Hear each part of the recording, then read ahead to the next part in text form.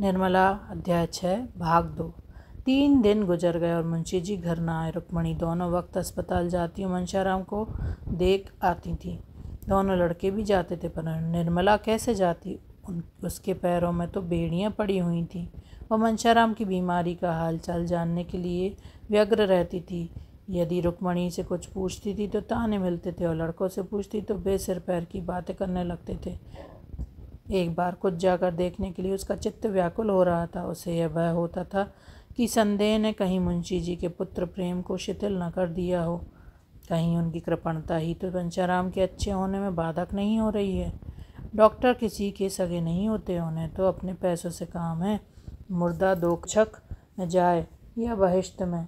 उसके मन में प्रबल इच्छा होती थी कि जाकर अस्पताल के डॉक्टरों को 1000 की थैली देकर कहे, इन्हें बचा लीजिए, यह थैली आपकी भेंट है। पर उसके पास ना तो इतने रुपए ही थे, ना इतना साहस था। अब भी यदि वो वहाँ पहुँच सकती तो मनशाराम अच्छा हो जाता। उसकी जैसी सेवा शुश्रूषा होनी चाहिए वैसी नहीं हो रही है। नहीं तो क्या 3 दिन तक ज्वर ही न उतरता? यह दैहिक ज्वर नहीं, मानसिक ज्वर है, और चित्त के शांत होने से उसका प्रकोप उतर सकता है। अगर वहाँ रात भर बैठी रह सकती और मुंशी जी जरा भी मन मैला न करते तो कदाचित मनशाराम को विश्वास हो जाता कि पिताजी का दिल साफ है और फिर अच्छे होने में देर न लगती। लेकिन ऐसा क्या होगा? मुंशी जी उसे वहाँ देखकर प्रसन्नचित्त रह सकेंगे? क्या अब भी उनका दिल साफ नहीं हुआ? यहाँ से जाते समय तो ऐसा अज्ञात हुआ था कि वह अपने प्रमाद पर पछता रहे हैं।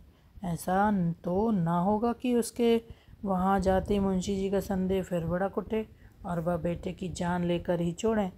इस दुविधा में पड़े पड़े 3 दिन गुजर गए और ना घर में चूल्हा जला, ना किसी ने कुछ खाया। लड़कों के लिए बाजार से पूरियाँ ली जाती थी। रुक्मणी और निर्मला भूखी ही सो जाती थी, उन्हें भोजन की इच्छा ही न होती।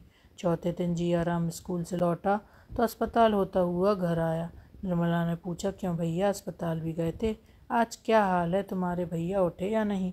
जियाराम रुआंसा होकर बोला, अम्मा जी आज तो वह कुछ बोलते चालते ही न थे। चुपचाप चारपाई पर पड़े जोर जोर से हाथ पांव पटक रहे थे। निर्मला के चेहरे का रंग उड़ गया। घबरा कर पूछा, तुम्हारे बाबूजी वहाँ न थे? जियाराम, थे क्यों नहीं, आज वह बहुत रोते थे। निर्मला का कलेजा धक धक करने लगा। पूछा, डॉक्टर लोग वहाँ न थे? जियाराम, डॉक्टर भी खड़े थे और आपस में कुछ सलाह कर रहे थे। सबसे बड़ा सिविल सर्जन अंग्रेजी में कह रहा था कि मरीज की देह में कुछ ताज़ा खून डालना चाहिए। इस पर बाबूजी ने कहा, मेरी देह से जितना खून चाहे ले लीजिए। सिविल सर्जन ने हंसकर कहा, आपके ब्लड से काम नहीं चलेगा, किसी जवान आदमी का ब्लड चाहिए। आखिर उसने पिचकारी से कोई दवा भैया के बाजू में डाल दी। 4 अंगुल से कम के सुई न रही होगी, पर भैया भिनके तक नहीं। मैंने तो मारे डर के आंखें बंद कर लीं। बड़े बड़े महान संकल्प आवेश में ही जन्म लेते हैं। वहाँ कहाँ तो निर्मला भय से सूखी जाती थी और कहाँ उसके मुंह पर दृढ़ संकल्प की आवाज़ झलक पड़ी। उसने अपनी देह का ताज़ा खून देने का निश्चय किया। अगर उसके रक्त से मनशाराम के प्राण बच जाएं तो वह बड़ी खुशी से उसकी अंतिम बूंद तक दे डालेगी। अब जिसका जो जी चाहे समझे, वह कुछ परवाह न करेगी। उसने जियाराम से कहा, तुम लपक कर एक इक्का बुला लो, मैं अस्पताल जाऊंगी। जियाराम, वहाँ तो इस वक्त बहुत से आदमी होंगे, ज़रा रात हो जाने दीजिए। निर्मला, नहीं, तुम अभी इक्का बुला लो। जियाराम, कहीं बाबूजी बिगड़े ना? निर्मला, बिगड़ने दो, तुम अभी जाकर सवारी लाओ। जियाराम, मैं कह दूंगा अम्मा जी ने मुझसे सवारी मंगाई थी। निर्मला, कह देना। जियाराम तो उधर तांगा लाने गया। इतनी देर में निर्मला ने सिर में कंघी की, जूड़ा बांधा, कपड़े बदले, आभूषण पहने, पान खाया, द्वार पर आकर तांगे की राह देखने लगी। रुक्मणी अपने कमरे में बैठी हुई थी। उसे इस तैयारी में से आते देखकर बोली, कहाँ जाती हो बहू? निर्मला, जरा अस्पताल तक जाती हूँ। रुक्मणी, वहाँ जाकर क्या करोगी? निर्मला, कुछ नहीं, करूँगी क्या? करने वाले तो भगवान हैं, देखने को जी चाहता है। रुक्मणी, मैं कहती हूँ मत जाओ। निर्मला ने विनीत भाव से कहा, अभी चली जाऊँगी दीदी जी।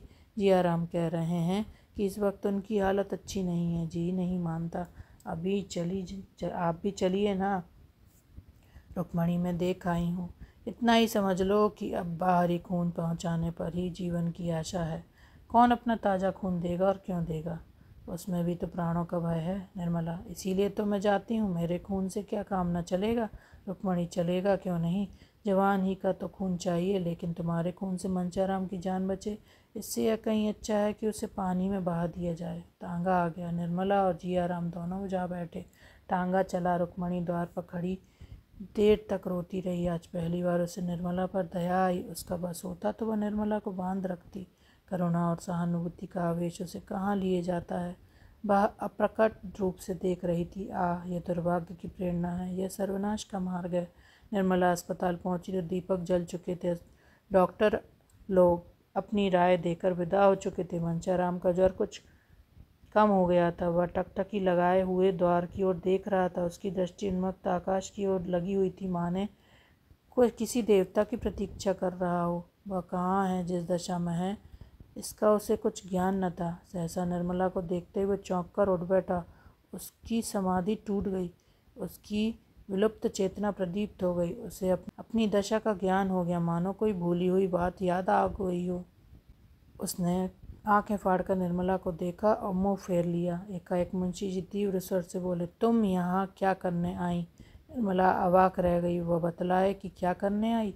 इतने सीधे से प्रश्न का भी वह कोई जवाब दे सकी।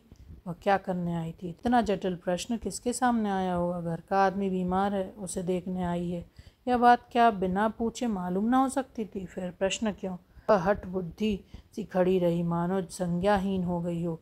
उसने दोनों लड़कों से मुंशी जी के शोक और संताप की बातें सुनकर अनुमान किया था कि अब उनका दिल साफ हो गया है। अब उसे ज्ञात हुआ कि वह भ्रम था। हाँ, वह महाभ्रम था।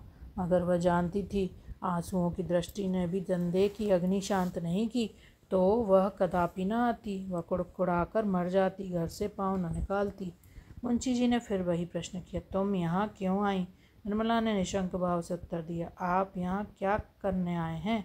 मुंशी जी के नथुने भड़कने लगे। झल्ला का चारपाई से उठे और निर्मला का हाथ पकड़कर बोले, तुम्हारे आने की कोई ज़रूरत नहीं। जब मैं बुलाऊं तब आना, समझ गई? अरे, यह क्या अनर्थ हुआ?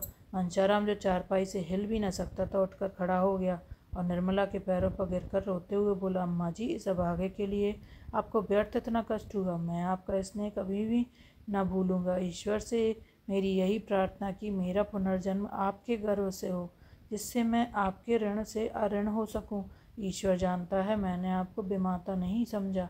मैं आपको अपनी माता समझता रहा। आपकी उम्र मुझसे बहुत ज़्यादा ना हो, लेकिन आप मेरी माता के स्थान पर थीं और मैंने आपको सदैव इसी दृष्टि से देखा। अब नहीं बोला जाता। अम्मा जी, क्षमा कीजिए, अंतिम भेंट है। निर्मला ने अश्रु प्रवाह को रोकते हुए कहा, तुम ऐसी बातें क्यों करते हो? 2-4 दिन में अच्छे हो जाओगे। मंचाराम ने क्षीण स्वर में कहा, अब जीने की इच्छा नहीं और न बोलने की शक्ति ही है। कहते कहते मंचाराम अशक्त होकर वहीं जमीन पर लेट गया। निर्मला ने पति की ओर निर्भय नेत्रों से देखते हुए कहा, डॉक्टर ने क्या सलाह दी? मुंशी जी, सब के सब भंग खा गए हैं।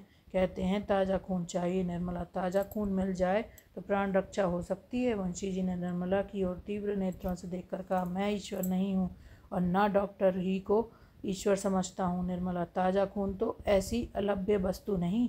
मुंशी जी, आकाश के तारे भी तो अलभ्य नहीं। मुँह के सामने गदंग क्या चीज़ है? निर्मला, मैं अपना खून देने को तैयार हूँ। डॉक्टर को बुलाइए। मुंशी जी ने विस्मित होकर कहा, तुम?